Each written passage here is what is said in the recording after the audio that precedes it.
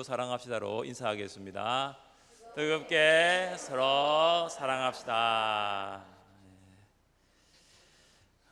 이스라엘 백성은 첫째 달 14일 저녁에 먹는 유월절 식사부터 시작해서 이어서 24일 저녁까지, 그러니까 14일부터 24일까지니까 일주일 7일 동안 무교절을 지킵니다.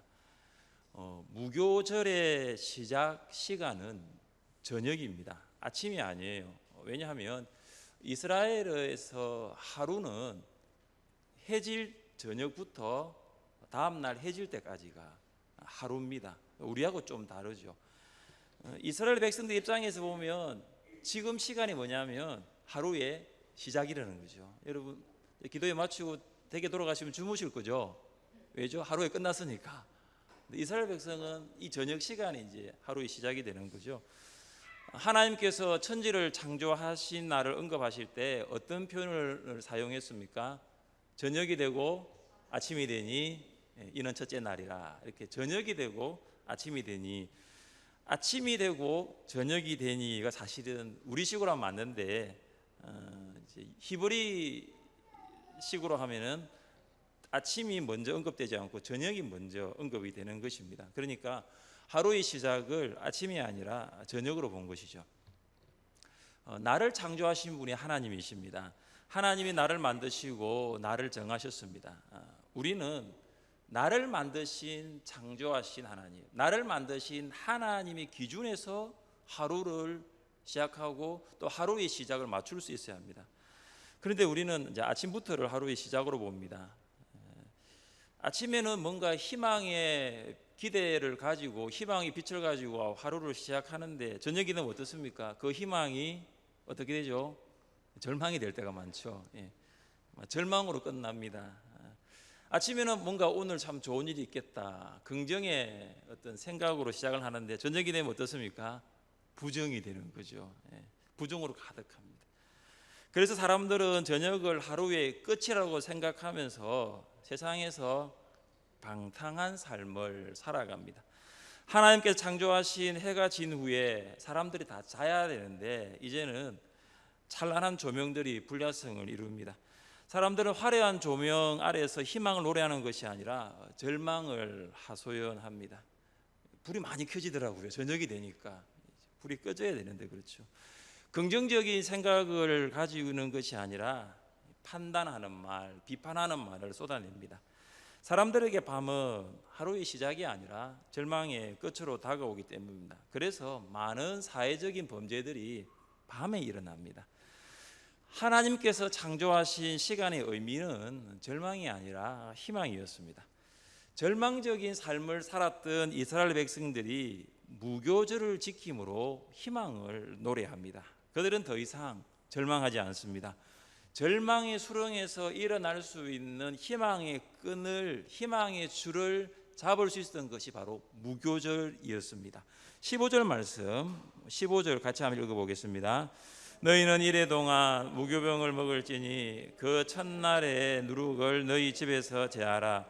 무릇 첫날부터 일곱째 날까지 유교병을 먹는 자는 이스라엘에서 끊어지리라. 아멘.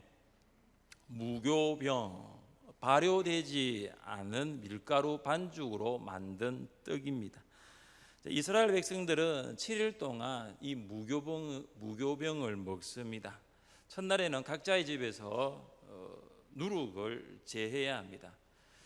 그런데 만일 무교병 먹는 것을 거절할 경우에, 다시 말해서 유교병을 먹는 자는 이스라엘에서 끊어지게 됩니다. 이 끊어진다는 말은 이스라엘 공동체로부터 제거를 당한다는 것이죠. 하나님의 백성으로서의 자격을 상실하는 것이 끊어지는 것입니다. 이 끊어지는 것은 하나님의 백성으로서의 누릴 수 있는 권세를 누릴 수 없는 것입니다. 공동체로부터 제거를 당하고 하나님의 백성으로 자격을 상실하고 권세를 누리지 못한다는 것, 이스라엘 백성들에는 정말로 무겁게 다가왔을 것입니다. 그래서 무교절을 지키라, 이것은 하나님의 엄중한 명령입니다. 이 명령은 이스라엘 백성들뿐만 아니라 타국인과 본국에서 난 사람에게도 적용이 되었습니다. 여러분 19절 하반절을 보십시오. 19절 하반절에 보시면 이렇게 시작합니다. 무릇 유교물을 먹는 자는 타국인이든지 본국에서 난 자든지를 막론하고 이스라엘 회중에서 끊어지리니, 타국인은 이스라엘 백성들과 함께 살고 있는 이방인들을 말합니다. 그리고 본국에서 난 자들은 이스라엘 백성 된 자들입니다. 그러니까 무교절을 지켜야 할 대상이 이스라엘 백성들에게만 한정된 것이 아니라 이스라엘 백성들도 시작해서 어디까지 확대됩니까? 이방인까지 확대가 되는 거예요.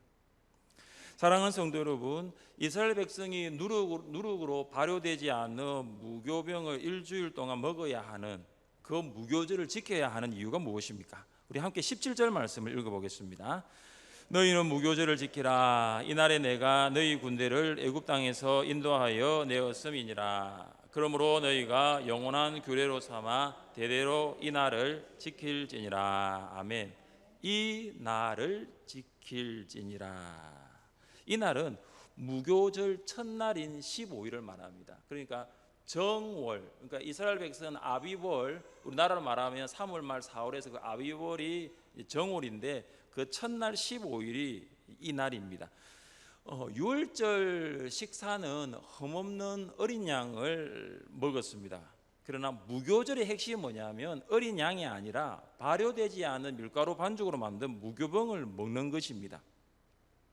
발효되지 않았다, 부풀지 않았다, 이 말은 뭐냐면 출애굽이 얼마나 급박하게 이루어졌는가를 보여주는 증거가 됩니다. 하나님께서는 출애굽을 이렇게 서술하셨습니다. 17절 중반절을 보십시오. 내가 너희 군대를 애굽 땅에서 인도하여 내었음이니라. 이스라엘 백성이 출애굽을 한 것이 그냥 도망쳐 나온 것이 아니라는 것을 본문에서 말하고 있습니다. 이스라엘 백성들은 하나님의 군대인데 이스라엘의 모든 신들을 정복하고 당당하게 애굽에서 나온 것입니다. 하나님께서는 이스라엘 백성들을 어떻게 보고 계십니까? 힘없는, 패기 없는 430년 동안 노예로 살았던 노예 집단으로 보는 것이 아니라 17절 중반절 보니까 너희 군대라고 말합니다. 가나안 땅을 정복하기 위하여 진군하는 너희 군대, 하나님의 군대로 보고 계신 것입니다. 이스라엘이 하나님의 군대이면 하나님은 이스라엘의 대장이 되시는 거예요. 이스라엘 백성은 하나님을 대장으로 모신 하나님의 군대입니다.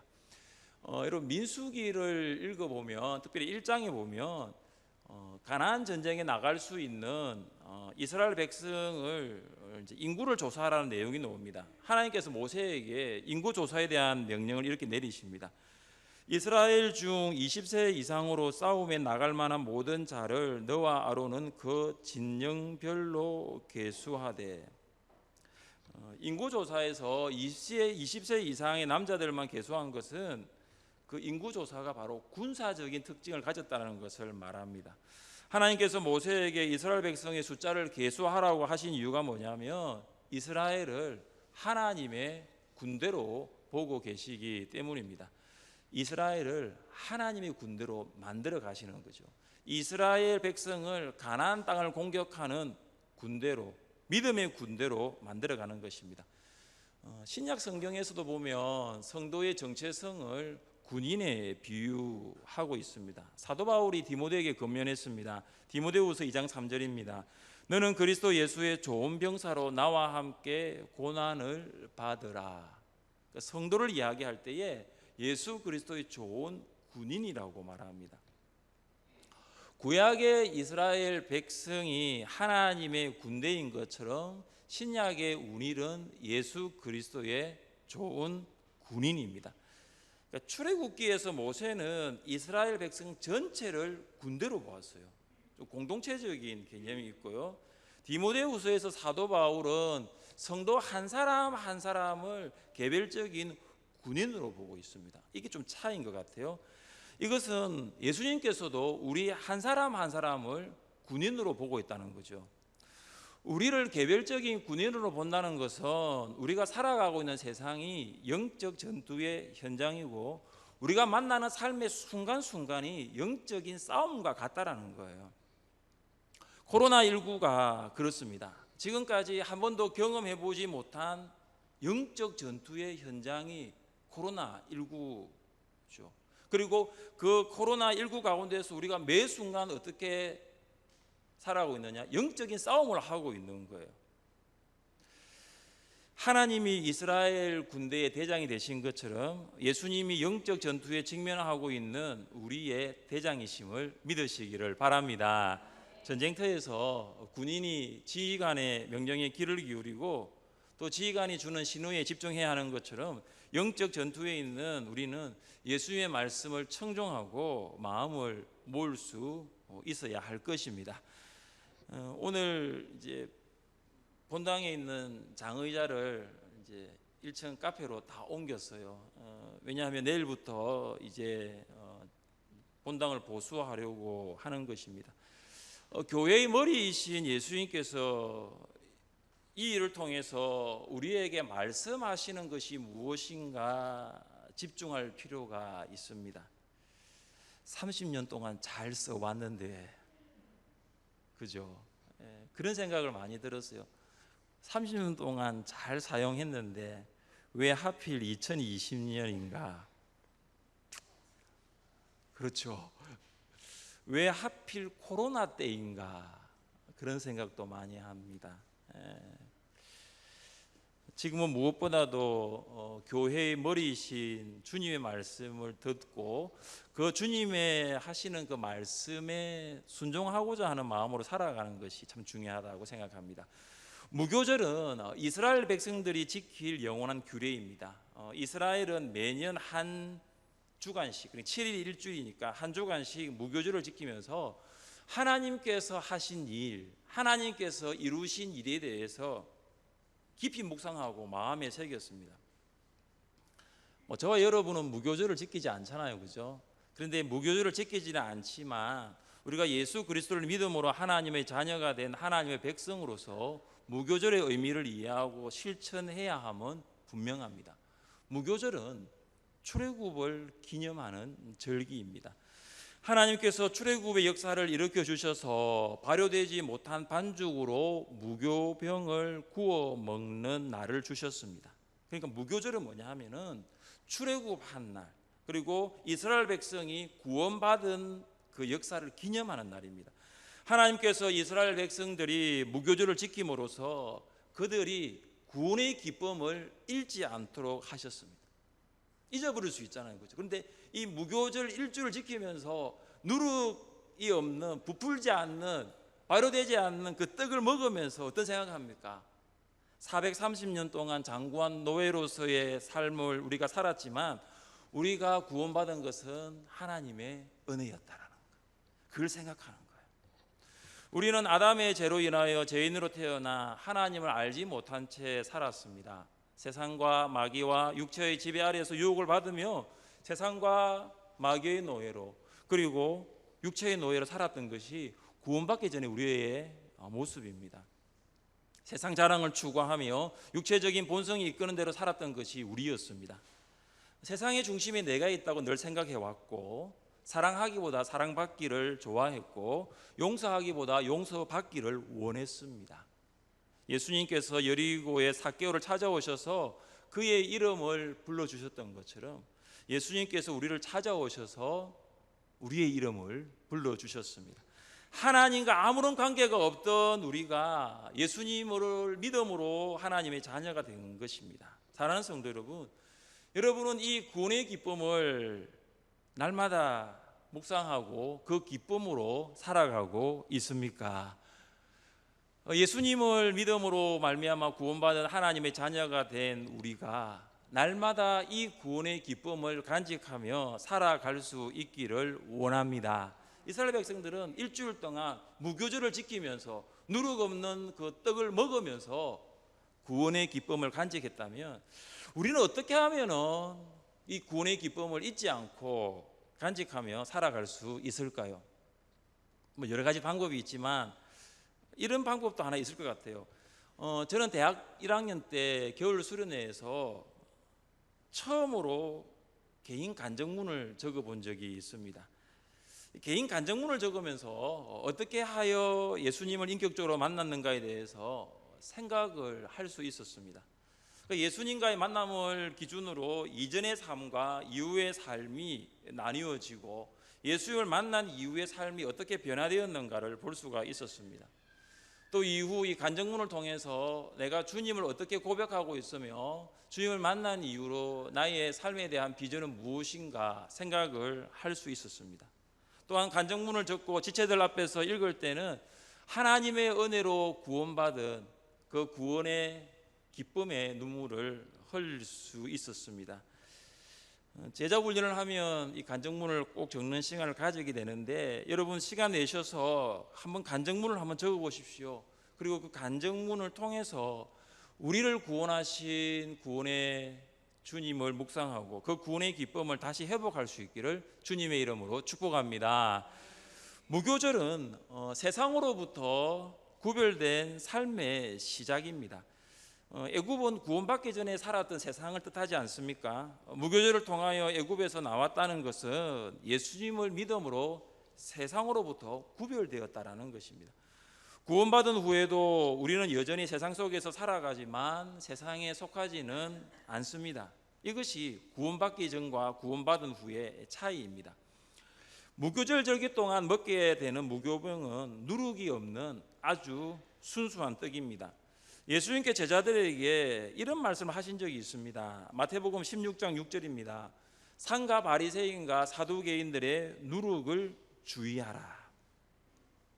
바리새인과 사두개인들의 누룩은 떡의 누룩을 말하는 것이 아닙니다. 그들이 가르쳤던 교훈입니다. 예수님께서는 한 이 부대에 이 반죽을 부풀어 오르게 하는 데는 누룩이 그렇게 많이 필요 없는 것처럼 소량의 누룩이 이 부대에 밀가루 반죽을 부풀게 하는 것처럼 바리새인과 사두개인들의 그 교훈이 잘못된 가르침이 이스라엘 전체를 오염시킬 수 있다는 것을 생각을 하셨습니다. 바리새인은 율법을 문자 그대로 준수할 때 구원받고 천국에 들어갈 수 있다고 가르쳤습니다. 사두개인들은 천국도 영생도 믿지 않았습니다. 이들 종교 지도자들은 예수님이 그리스도임을 전혀 알아보지 못하였고 예수님의 말씀을 진리로 수용하지 않고 백성들에게 잘못된 교훈을 가르친 것입니다. 우리 시대에도 바리새인들과 사두개인들이 가르쳤던 누룩과 같은 교훈이 있을 수 있습니다. 우리가 세상을 살아가면서 구별된 삶을 살기 위해서는 예수님의 말씀과 그리고 세상의 교훈을 구별하는 것이 선행되어야 합니다. 우리도 모르게 우리 안에 스물스물 이미 들어와 있는 누룩이 있으면 그 누룩을 제거할 수 있어야 되는 거죠. 우리가 예수님을 믿음으로 새 사람이 되었다면 새 사람으로서 새 생활을 시작해야 합니다. 새 사람은 되었는데 새 생활이 없다는 것은 한번 생각해 봐야 돼요. 영적인 출애굽을 하였다고 했는데 여전히 세상의 교훈을 쫓아가는 누룩이 있을 수 있는 거예요. 영적으로 거듭나 하나님의 백성이 되었다라고 말은 하는데 생활은 하나님의 백성으로서의 삶이 아니라 세상 백성으로서의 살아가는 삶이 있을 수 있는 거죠. 바울은 고린도 교회를 향하여 누룩에 대한 교훈을 전한 적이 있습니다. 고린도전서 5장 7절과 8절입니다. 너희는 누룩 없는 자인데 새 덩어리가 되기 위하여 묵은 누룩을 내버리라. 우리의 유월절 양 곧 그리스도께서 희생되셨느니라. 이러므로 우리가 명절을 지키되 묵은 누룩으로도 말고 악하고 악에 찬 누룩으로도 말고 누룩이 없어 오직 순전함과 진실함의 떡으로 하자. 바울은 고린도 교회 성도들을 부를 때 누룩이 없는 자라고 불렀어요. 그런데 새 덩어리가 되기 위해서는 묵은 누룩이 있으면 그 누룩을 버릴 것을 권면하고 있습니다. 바울이 말하고 있는 묵은 누룩이 뭐냐면 죄입니다. 적은 누룩이 밀가루 반죽을 부풀어 오르게 하는 것처럼 죄는 공동체에 아주 심각한 영향을 미친다는 것이죠. 그러니까 교회는 영적인 건강을 위협하는, 공동체의 영적인 건강을 위협하는 죄에 대해서는 결코 관용해서는 안 된다는 것을 말하고 있는 거죠. 그러니까 죄가 공동체 안에서는 발도 붙여서는 안 된다는 거죠. 교회를 시험 들게 하는 것의 시작은 입에서 나오는 것으로부터 출발합니다. 입에서 나오는 것들은 곧 마음에서 나오는 것들이기 때문입니다. 예수님께서 하신 말씀입니다. 마태복음 15장 19절과 20절입니다. 마음에서 나오는 것은 악한 생각과 살인과 간음과 음란과 도둑질과 거짓 증언과 비방이니 이런 것들이 사람을 더럽게 하는 것이요. 그러니까 마음에서 나오는 가장 첫 번째가 뭐냐면 악한 생각이라는 거죠. 그래서 악한 마음에서 악한 생각이 나옵니다. 근데 이 악한 생각으로 어떠한 행동이 나가냐면 살인, 간음, 음란, 거짓말, 마지막으로 도둑질, 비방까지 나가는 거죠. 바울은 고린도 교회 성도들 향해서 묵은 누룩을 제하여 버리고 순전함과 진실함의 떡으로 하라고 권면합니다. 다시 말해서 성도는 매 순간 순전함과 진실함으로 살아야 합니다. 왜 그럴까요? 성도 안에 살아계신 성령 하나님께서 그러시기 때문입니다. 순전하시고 진실하시기 때문입니다. 순전하시고 진실하신 성령께서 내주하시면 어떻게 묵은 누룩과 같은 말을 할 수 있으며 어떻게 묵은 누룩과 같은 행동을 할 수 있느냐 말입니까? 무교절은 구원의 복된 소식을 전하는 날입니다. 우리 함께 20절 말씀을 읽어보겠습니다. 20절입니다. 너희는 아무 유교물이든지 먹지 말고 너희 모든 유하는 곳에서 무교병을 먹을지니라. 아멘. 15절 말씀에는 그 첫날의 누룩을 너희 집에서 제하라고 했습니다. 그런데 20절에서는 너희 모든 유하는 곳에서 무교병을 먹을지니라고 합니다. 앞서서 무교절이 의미하는 것이 구원의 기쁨, 영적인 출애굽한 구원의 기쁨을 생각하는 것이라고 했습니다. 구원의 기쁨이 집에만 있는 것이 아니라는 거예요. 20절 보시면은 너희 모든 유하는 곳에서 무교병을 먹을지니라고 했습니다. 이 말은 이스라엘 백성들이 가는 곳마다 구원의 기쁨을 누리라는 거예요. 세상과 구별된 삶이 집에만 있는 것이 아니라는 거예요. 이스라엘 백성들이 가는 곳마다 구별된 삶을 살 것을 말씀하고 있는 거죠. 구원의 기쁨이 주일 교회에만 있는 것이 아니라는 거죠. 우리가 가는 곳마다, 우리가 머무는 곳마다 구원의 기쁨을 누릴 수 있어야 하는 거죠. 구별된 삶은 교회에서만 사는 것이 아니라는 거죠. 그건 당연하지요. 구원의 기쁨과 구별된 삶은 우리가 머물고 있는 세상 속에서도 여전히 살아가는 것입니다. 바로 우리가 누룩 없는 무교병과 같은 삶을 사는 것입니다. 부풀지 않으면 사람들에게 그다지 매력적이게 보이지 않을 수 있어요. 좀 뭔가 부풀러야 그죠? 괜찮게 보이잖아요. 부풀지 않는 무교병, 어떻게 보면 외적으로 드러나는 모습을 추구하는 세상 사람들이 가지고 있는 모습과는 많은 차이가 있을 수 있습니다. 괜찮아 보이지 않습니다. 그럴듯해 보이지 않습니다. 그냥 보잘것없어 보이는 거예요. 그러나 중요한 것이 무엇입니까? 순전함과 진실함으로 삶으로 나타내고 삶으로 증명하는 것이 무교병 그리스도인의 삶이라는 거예요. 순전하고 진실된 삶이 우리가 가는 곳마다 세상 사람들에게 나타날 수만 있다면 그것은 우리가 구원의 복된 소식을 전하는 복음적인 삶이 될 것입니다. 코로나 시대의 전도는 분명히 코로나 전과는 달라질 수밖에 없습니다. 이미 기독교와 교회 그리고 그리스도인에 대한 불신자들의 인식과 태도는 걱정과 우려를 넘어서 탄식할 정도입니다. 우리가 확진자가 아니라고, 우리 교회에서 확진자가 나오지 않았다고 해서 그들은 우리를 다르게 보지 않습니다. 같은 그리스도인으로 보고 같은 교회로 인식하고 있습니다. 이제는 이전의 전도 방식과 코로나 시대의 전도 방식은 달라져야 합니다. 이런 상황 가운데 하나름 나눔 사회적 협동조합이 설립되어 지역과 지역 주민을 위한 다양한 섬김을 제공할 수 있다는 것은 하나님의 섭리인 줄 믿습니다. 여러분은 동의를 안 할 수 있을지 몰라도 저는 그렇게 믿어요. 우리가 이 협동조합을 설립할 때 코로나를 예상하지 못했거든요. 그리고 카페를 짓고 했을 때도 코로나가 이렇게 장기화될지 몰랐거든요. 이제는 말로 전도하는 시대는 끝나버렸어요. 이제는 말로 전도 못합니다. 들으려고도 하지 않을 거예요. 지금부터는 어떻게 전도하느냐? 섬김이에요.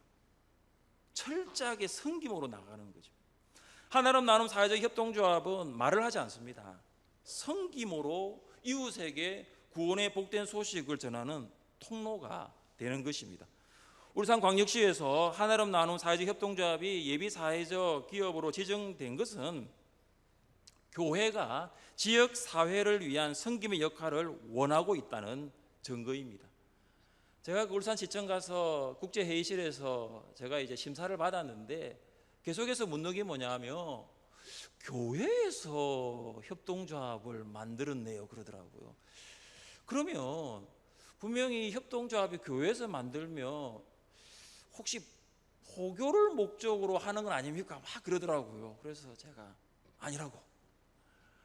교회에서 협동조합을 만드는 건 사실이지만 하늘샘 교회와 하나름 나눔 사회적 협동조합은 완전히 독립된 두 개의 독립된 기관이라고 제가 계속 이야기를 했습니다. 그리고 제가 물론 하늘샘 교회 목사지만 철저하게 이 하나름 나눔 사회적 협동조합은 평신도 중심으로 움직이는 것이기 때문에 절대 교회의 어떤 생각들이 들어가지 않습니다. 이렇게 했습니다. 그래서 울산광역시가 우리 하늘샘 교회에서 설립한 하나름 나눔 사회적 협동조합을 그 많고 많은 기업체 중에 예비 사회적 기업으로 만들었다는 것은, 그렇게 지정했다는 것은 교회가 그래도 교회가 지역 사회를 위해서 섬김의 역할을 원하고 있다는 증거가 되는 것입니다. 우리가 생각하고 계획한 것보다 하나님의 생각과 계획은 더 크고 놀라웠습니다. 하나름 나눔 사회적 협동조합에서 계획하고 실행하는 사역들에게 관심을 가져다 주시고 시간을 내어서 동참해 주시기를 바랍니다. 여러분의 섬김이 바로 지역에 구원의 복된 소식을 전하는 시작이 될 것입니다. 이번에 우리 이제 전통놀이 교실을 하고 있잖아요. 거기도 좀 많은 관심을 좀 가져주셔서 지역사회를 위한 섬김이 될 수 있기를 바랍니다. 사랑하는 성도 여러분, 우리에게는 무교절이라는 절기가 어색하지만 그 절기가 의미하는 바는 우리에게도 동일하게 적용할 수 있습니다. 영적인 애굽인 세상에서 출애굽하여 구원을 받았으니 날마다 구원의 기쁨을 누리며 살아갈 수 있기를 바랍니다. 영적인 애굽에서 세상에서 구별된 자가 되었으니 지금도 세상에서 살아가고 있지만 구별된 삶을 살아갈 수 있기를 바랍니다. 만나는 사람마다, 여러분이 가는 곳마다 섬김을 통해서 구원의 복된 소식을 전가하는 여러분 될 수 있기를 주님의 이름으로 축복합니다. 우리 함께 이 시간 찬양합시다. 우리 자리에 일어나셔서 찬양합시다. 하나님의 사랑을 사모하는 자, 하나님의 평안